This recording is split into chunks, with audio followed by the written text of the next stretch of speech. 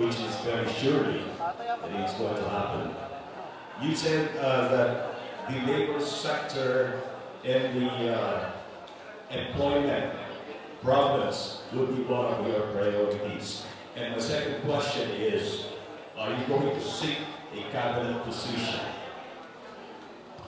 Well, I think I can answer both of those questions together. I have been asked if as you know, the Constitution allows for the Vice President to be a cabinet member. And generally speaking, the Vice President will ask the President. And if he's asked, they are asked what portfolio that they would like to handle. And in my case, I will ask for the head. And that is the reason being, isa sa pinakamalaking problema sa Pilipinas ay trabaho. At sa palagay ko, marami tayong maaaring gawin na pagbabago, na pagpatulong sa pagpadami ng trabaho, sa pagproteksyon sa ating mga manggagawa, na walang kailangan bagong batas, walang kailangan change in policy, pagandahin lang natin ang tatakbo. What am I talking about? I am talking about infrastructure to expand the economy, training for our workers para sila ihanda para sa labor market na papasukan nila, support for the SMEs to build a middle class so that we have a much stronger, more stable economy. Furthermore, yung protections na aking nabanggit ay isa sa malaking issue ngayon sa ating mga manggagawa, yung tinatawag na end of contract, the contractualization, all of that, which if we look in the labor code is not allowed. And despite the many cases that labor has won against management on that subject, hindi ini-implement ng dole ang mga protection sa ating mga manggagawa. That applies also for our OFWs dahil kulang ang nagiging support natin. And you know, the illegal, just today we saw again the case of one of our illegally recruited nationals na nahulihan ng drugs sa Indonesia. Yung mga ganyan klase ay kailangan mo ito crack down on that. Dahil kawawa ang tingnan mo, na death sentence. Tapos, beyond that, we have to help also the DFA.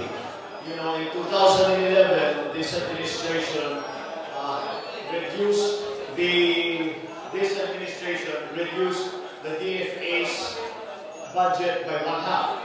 So the problem with that is that the DFA cannot assist kung wala silang pondo. And sila pinupuntahan sa nilalapitan kapag may Philippine national na namin ang tulong. So all of these things are something that as long as we are committed to support labor, to support our workers, both here and abroad, then I think marami tayong magagawa, marami tayong maitutulong. It is also a very wide encompassing subject. Napag-usapan ko, I'm talking about DOLE, pero napag-usapan na natin ang infrastructure, napag-usapan natin ang SMEs, napag-usapan na natin ang mga legal protection, pati DFA nasama na dyan. So you see that there are many areas that we can help. And again, without any change in policy, without the need for any widows. I address the questions of a true Marcos loyalist, the last president of the Mayor's League during the Marcos time in Pangasinan, Mayor Gubata Osat Popian, Usat General, Attorney General Gubata is here with us. Next. June Galan, please. Please recognize yourself and your outlet. Okay. I am Ed Gonzalez from the Island News, sir. Nagnaling po kayo doon sa lawak and nag-complain kayo doon sa lawak, no? Together with Miriam Resort and Tiago. And then, after that, you went to San Fernando La Union. Now, why is it you did not invite Miriam Santiago here in Pangasinan. That's my one question. And then the second question is would be, what actually is your party? Is it TBS or People's Reform Party? Last question first. Neither. I filed under independent. I am an independent candidate, although I am a member of the Nationalista Party. Senator Miriam came with me. I invited her, sabi ko, I came with the idea na mag-start tayo sa Batak. Kaya ito kami sa Batak, nag-proclamation rally. Hindi naman natin, pero talagang pagpakilala lang. Actually, ang nangyari, pinapakilala ko si Senator Miriam sa ating mga kababayan para na to kick off the campaign. But meron kaming usapan that she will, because ang baluarte niya, ang talagang strength niya, ay ang kabataan. So, she has been going around the college campuses. Yun ang kanyang ginagawa. Pagka the schedule allows, sasama sa kanya. We are planning now also a proclamation rally of sorts sa Iloilo naman. Sabi niya, para naman siya naman ang makadala sa akin doon sa Iloilo. So, yan ang general na plano sa kanya sa amin. So, ako, because meron yung talagang siyang talatangan at kailangan hindi naman sa akin, pwede kagaya ko na 24/7, kahit saan pwede ako. Kailangan din niya kalalayan yun. So, she says that for her, the most effective way to campaign is with students, with young people, which, as usual, is perfectly logical, because as I'm sure you know, the voting demographic is 35 and below versus 45%. So, tama ka na kayo kanyang focus. So, I suppose I go by the political leadership. Marami tayong kilala, marami naman tayong kaibigan, nandiyan pa na handang tumulong. And again, she will campaign in her own way, which is, but there will be, siyempre, may magkakaroon ng instances kung kasama kami. Normal naman yan para sa isang tandem, para marami mapuntahan. Naghihiwalay, minsan pagka malaking event, masasama siya. The same thing.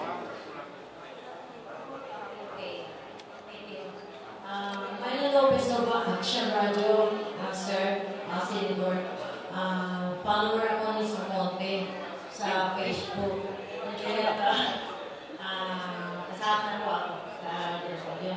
Actually, ang tanong ko po, ayaw ko naman sa illegal drugs. Dahil dahil dito sa i-implement ng PNP, drug litigation ng Basiba, ang nakukuha nila, yung mga magiging, mga pushers, mas magamit. Kayo po ang magiging Vice President ng Pilipinas. Ano po ang magiging action nyo para totally ma-eradicate yung illegal drugs sa Pilipinas? Sir? Well, actually, naging malaking issue ang illegal na droga, lalo na dito in the recent past. At I always explain, sa tagal ko nagpapasurvey, and I'm talking about 30, 35, 40 years na nagpapasurvey, for the first time late last year, ang number one na naging issue sa tao, ang karaniwan ng tao, illegal drugs. And hindi naman nakakataka dahil in Metro Manila, the statistic is 92% of the barangays already have syndicates operating. In the rest of the country, the new very disturbing development is the problem that kahit sa bukid, meron nang nagtutulak, meron nang nagbebenta. Usually, ang kinaisip natin kung ang drug problems sa mga urban areas. Not anymore, unfortunately. Ngayon, ako, I still agree. Tama rin yung ginagawa ng police, yung bypass operation. Pero, panahon na hulihin na natin yung mga malaki at imbestigahan na natin, kasuhan na natin, ikulong na natin. Now, but it is not that simple. Sa aking palagay, ang sagot ang kailangan natin gawin para labanan ng illegal drugs. Number one is that you cannot say, problema lang ng pulisyan, problema lang ng PIDEA. Hindi totoo yun. Ito ay problema ng buong lipunan. And because of that, we need everybody, starting from the parents and our teachers, even the church, even our, of course, our policemen, our law enforcers, the PIDEA. And this is, we have to be very committed dahil malakas ang kalaban at maraming pera. And so, you know, it is a very bad situation. Nasasabi ko, nasasangkot na yung pulis, nasasangkot ang prosecutor, nasasangkot ang korte. Eh, pag nakulong, sige pa rin ang nagluluto sa loob ng bilibid. Eh, paano tayo? So, yan, talaga you can see that there are very many, lahat talaga kailangan natin kasama. And parang ang nakikita ko, values formation ang pinaka-importante dito. Kaya dahil, why do we say that? Number one, yung, tignan niyo Amerika. Ang Amerika may war on drugs. Ang ginagastos nila, hindi $1 million, hindi $1 billion, trillion na dolyar ang ginagastos nila. Ganyan pa rin. And when I look at other countries where the drug problem is not so bad, ang nakikita ko, matibay ang pamilya. Matibay ang pamilya. Magandang pagkatulog sa mga bata tungkol sa values ng kanilang mga magulang, ng kanilang mga guro. And I think that is the direction that we should be headed to. Of course, the enforcement side, kailangan patibayin natin ang gusto yan. And it was quite worrisome to know that, as I'm sure everybody knows, a few months ago, isang PIDEA ay nahuli sa isang bank na nagluluto ng shabu. So that's how bad the situation is. That is why we have to come up with a solution that addresses the problem properly. Hindi lang one side, with enforcement na. Meron kami ang side that kailangan din natin tignan yan at bigyan ng focus. Dahil kailangan. It is a very, you know, it is not only a law enforcement problem. How many times have we heard it said, have we said it ourselves, ang kapataan, ang pag-asa ng bayan. Ang binibigyan nila. So we are talking about nothing less than the future of our country. Thank you for that, Mr. Vice President. Next is Victor. Victor Gorgos po ng Filipino Mayor. Embang alam mo ako Google. Hindi po kaya sa atin ngayon, ang isa sa mga pinakamalaking problema natin ay itong Spratly Island. Kaya ito po ang may tatanong ko dahil kahit sinong administrasyon ang uupo sa mga darating na panahon, nandyan na po ang problema natin sa Spratly Island. Apo Bongbong, kung ikaw ay mapapalaran na magiging Vice President ng ating bansang Pilipinas, ano po ang unang gagawin upang makaroon kung hindi man masolve lahat o totally ang problema sa Spratly Island, ano po ang dapat mong gagawin?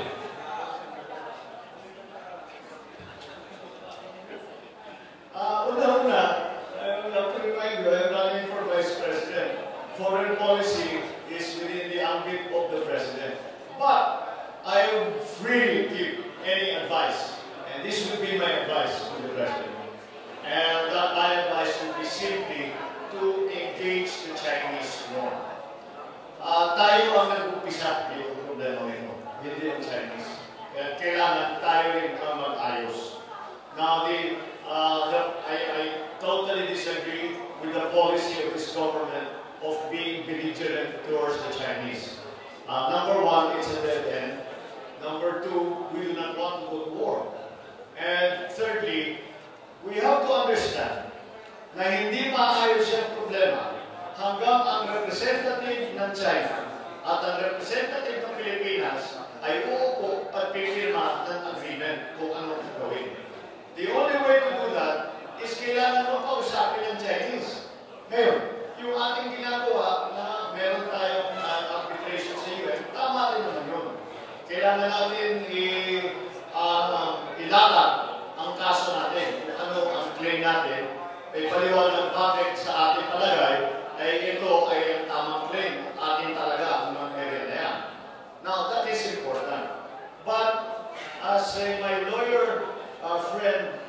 friends remind me, in the arbitration case, wala tayong katapat. Therefore, you cannot win anything. Wala kang ipapanalo. Nag-iisa ka lang doon, nagsasalita.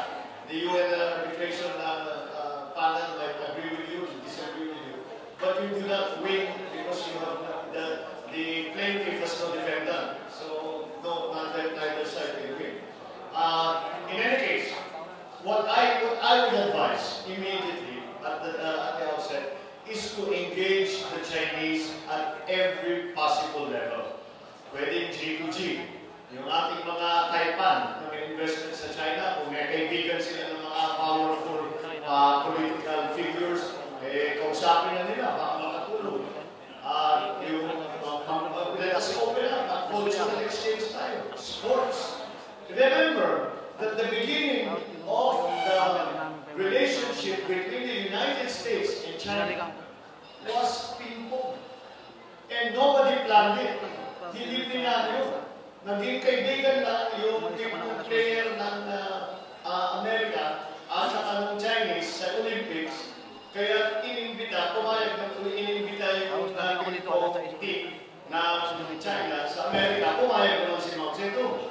Diyan nagsimula. Ano pa mga Panda. You never know where the breakthrough will come. So you have to try everything. And then we do not have to try and solve everything in one meeting. It will not happen that way. Ang simula natin ay, if you remember, it is tradition that the Chinese and the Filipino fishermen work together in international waters. And pagka nangingisda sila, pagkatapos mangisda, sabay sila kumain, mag-iinom sila, and then trabaho naman sila. Kaya hindi na pwede yun. Hinahanap natin ng China, hinahanap tayo ng China. Kaya ang dapat natin kasi, umpisa natin yun. Sabihin natin sa China, balik natin kung sa dati. Pabayaan niyo yung mga mangingisda namin. Pabayaan din namin yung mga mangingisda namin. Balik tayo. It's a small step, but it's a step. So we have to try everything, everything. We try at the cultural level, take a student exchange, kahit ano, negosyo, private sector, GDP, diplomacy, formal, informal, we should try everything. Kaya hindi natin basta pwede pabayaan yung problema na malala. I do not see that I have clearly, in my mind, the solution does not come from buying fighter planes, from getting from the United States ancient ships that ay panahon pa ni Mao yung mga bakong binibigay sa atin, wala namang makagawa kapag nalamang tayo sa China. At alam naman natin siguro na China does not want to go to the Philippines. And surely the Philippines does not want to go to China. So what are we left? There are three ways to decide this. One is in the International Court of Justice. Two is by negotiation. Three is by war. War, I think, is rejected by both countries. So, kailangan mag-usap. We have to come to an agreement with them so that we can start the process. Hindi yung mangyayari yun, isang meeting na. Mahabang process yun. But we have to start something. Thank you, sir. Next is Manong Mel. He's also a candidate for Councilor of Pangasinan. Magandang hapon po. Ang asawa ko po ay taga-Sara. Ang mama at saka papa niya, both Ebralin. But, so you are my cousin? Yes. Unfortunately, she died 5 months ago. Oh, I'm so sorry. Nandito siya ngayon. Anyway, I am 79 years old. I'm very much concerned sa kapakanan ng mga senior citizens. Ay kung halimbawa kayo ng Vice President, ano ang kabutihan na gagawin niyo para sa ating mga lolo at saka mga lola? Well, first of all, yung hindi na po kumpleto yung dapat ibayad sa inyo ng gobyerno. That is why, quite recently, before we recessed in the Senate, binuhay namin yung issue na kaya ngayon, anong mga nagiging issue sa SSS, sa pension payments. doon sa mga retirees, yung SSL, mga retirees din ang involved dyan. Nakakapagtaka that this administration had and even had several opportunities na tumulong sa ating mga retirees. Pero hindi nila ginawa. So it's a very strange situation and I do not understand why they have done it. So what I think, yung mga pensyonado, yung ating mga retirees, mga senior citizens, ay dapat kilalanin natin na ang kultura ng Pilipino hindi halimbawa sa ibang lugar, pag matanda na, dinalagay nila sa old person's home. And dito in Asia, in the Oriental tradition, is that we consider our elders treasures. Because talaga kayo marami ng pinagdaan, marami kayong maitutulong sa hindi lamang pamahalaan, pero sa pangilipunan. And the least that we can do is to take on the policy of recognizing that cultural tradition, and to put reality, real help into it. Yun lamang talagang mga benepisyo na dapat ibigay sa inyo, na for some reason iniipit ng ating BBM ay dapat bitawan na yan ay nasa batas ng natin. And we have the funding to do it. There's no reason for us not to do it. So that would be certainly my advice would be to all the backlog in terms of payment, ibayad na. And then, gawin ng automatic yan.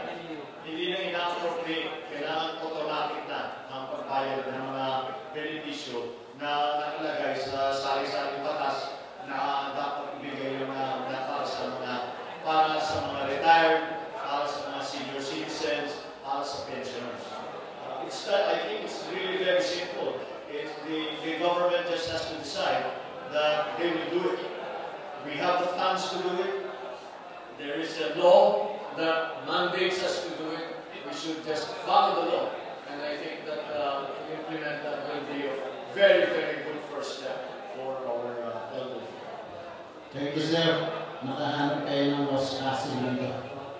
Next, we have only last three questions. And now we have only. Thank you very much. Nainsaw na daw mo, Apo Vice Presidente. Magkatatlong taon na po ang its anniversary revolution law. May epekto pa ba ito sa iyong kandidatura? May epekto pa ba ito? Dahil, sa administrasyon ng iyong bagong amang si President Marcos, napagawa mo siya dahil po sa its power revolution. Sa pamamagitan ng mga internet, nakikita natin yung mga kaputihan ni President Marcos at mga sinasabing kasamaan daw. So, ngayon, buhat po kayo bilang Vice Presidente ng Pilipinas. May epekto ba ang isa power revolution sa inyong kandidatura? At ano po ang masasabi ninyo after 30 years na nangyari yung isa power revolution?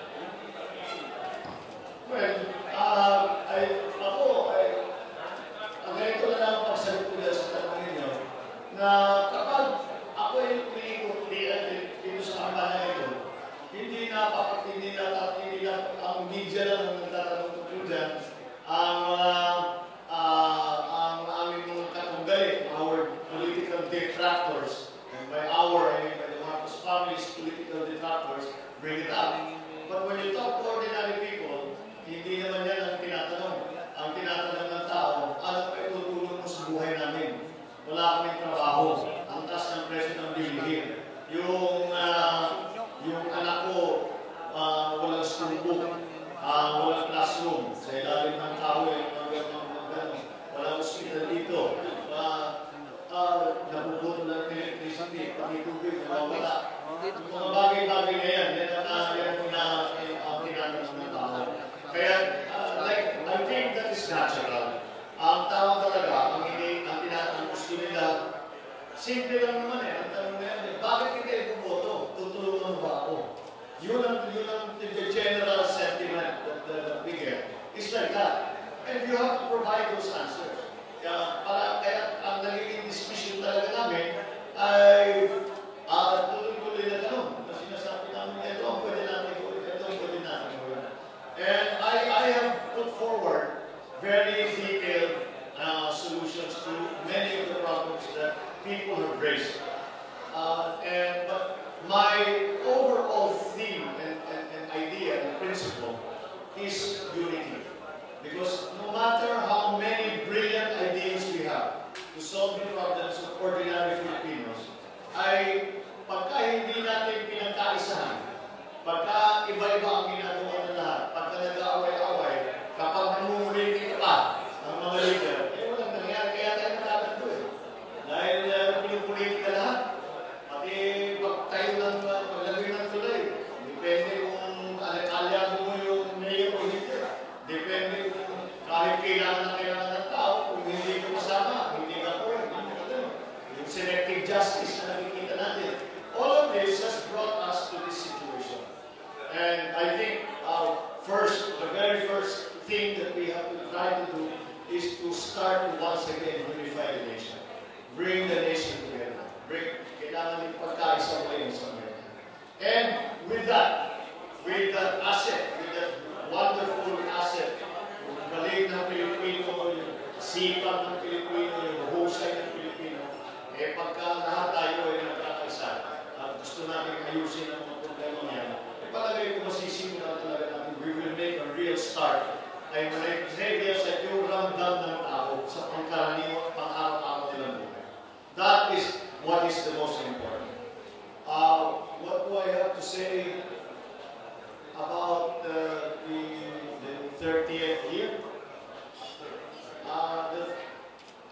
It is unfortunate to see that if you look at some objective measures, that instead of progressing, we have regressed in many, many ways since 1996. Ano po yung masabi ng pinaka-edge nyo, knowingly na may mga first-time voters po tayo that are dominated by youth?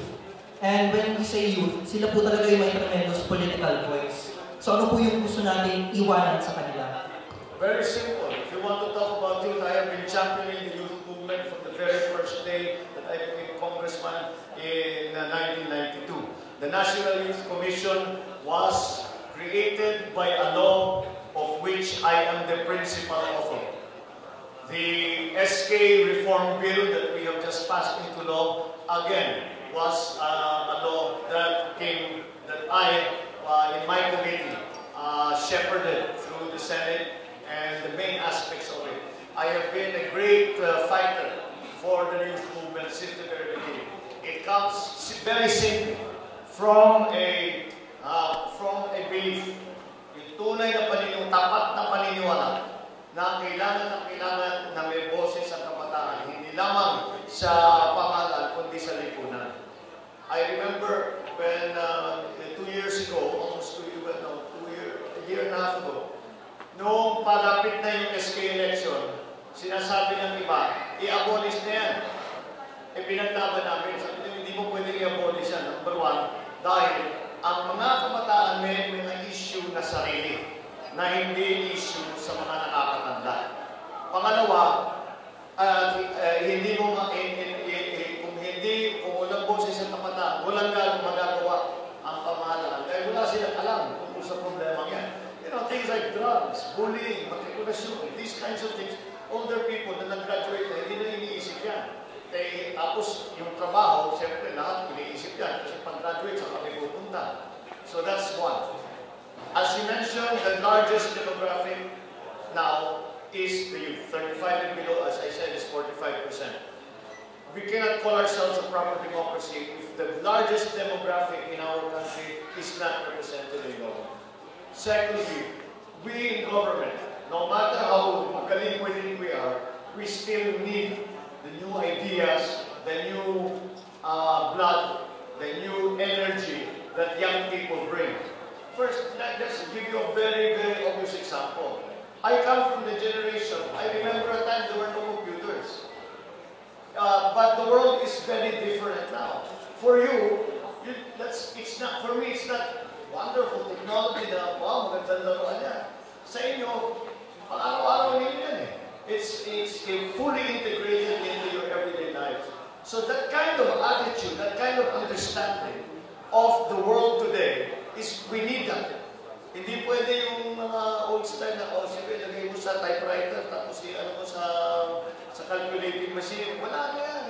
Kailangan iba na yung pag-iisip. Dahil kailangan tayo sumabay sa buong mundo. And those of us who are now in positions, hindi naman na ito forever. But the time will come that young people will have to take their place in government, in the private sector. And if we if we give them an opportunity early on, pagdating ng panahon na yun, handa na sila. So that is why it is so important. Now, as a comparison with the other candidates for Vice President, why do I think I have an advantage? Kung titignan ninyo ang problema ng Pilipinas, dikit sa sikmura. At that's why lumilipat na ako mula sa legislature hanggang sa executive. Dahil sinasabi ko, sapat na ang batas. We do not need more laws. We do not need more lawyers. The lawyers will get mad at me for having said that.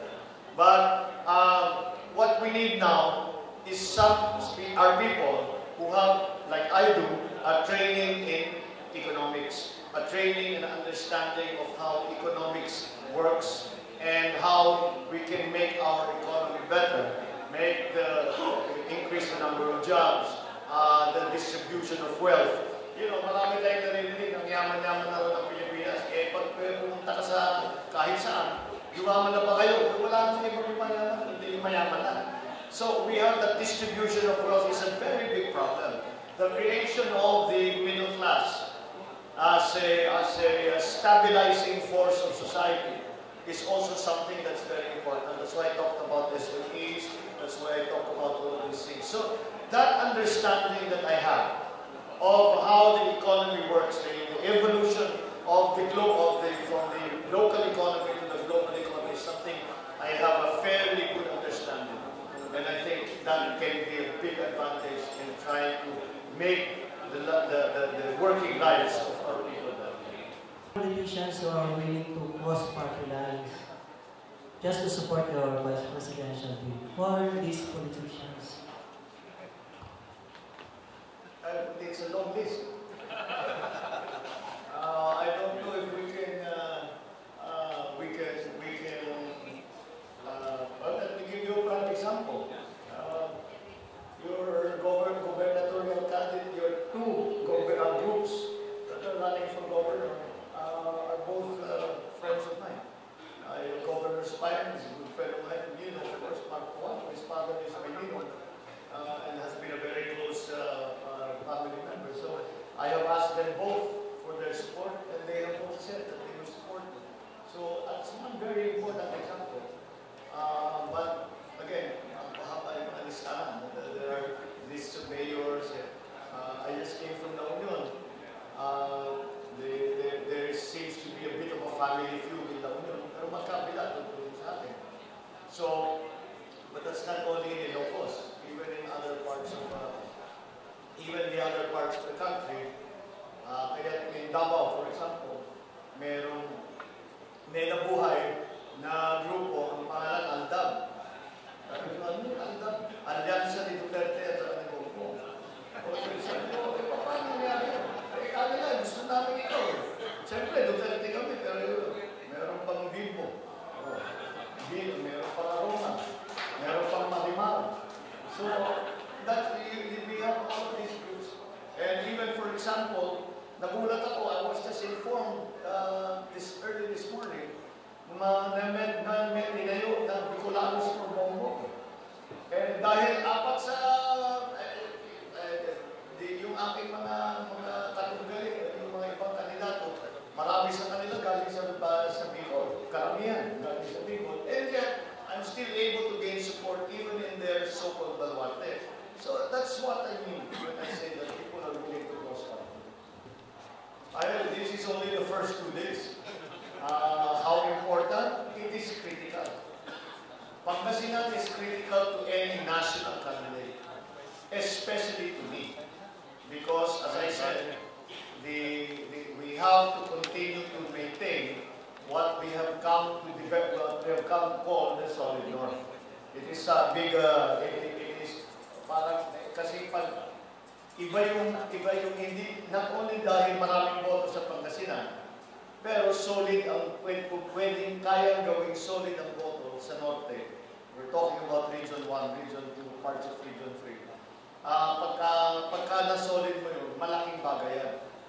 So that is extremely important, and Pangasinan is an extremely important part of that whole Ilocano vote that we talk about. So I spent today and tomorrow here in Pangasinan, but that is not by any means the end of my campaign here. I'm sorry kung ulitin ko kayo lahat at pabalik-balik ako pupunta rito at magkikita-kita tayo ng madalas because that is very